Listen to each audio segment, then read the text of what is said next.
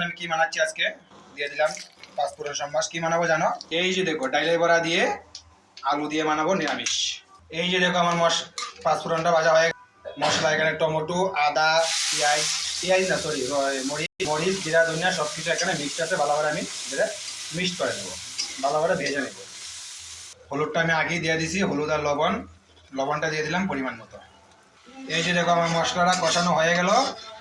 এবার দিয়ে দিব বাজ্যা রাখছি আলু, আমার সিলেটি ভাষায় ওই বাজ্যা রাখছি আলুগুলো দিয়ে দিলাম।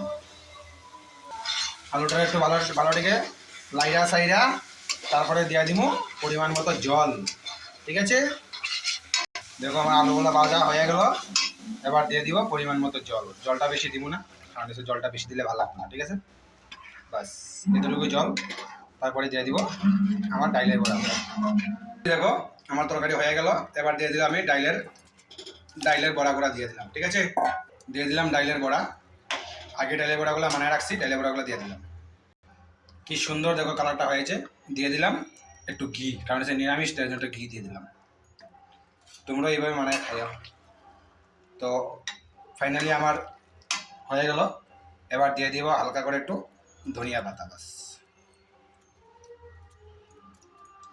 তো আমার রান্নাটা আজকে কেমন হয়েছে তোমরা সবাই একটু কমেন্ট করে জানাবে। Bye bye, tata. দেখা হবে নেক্সট একটা ভিডিওতে, নেক্সট বাই বাই, টাটা।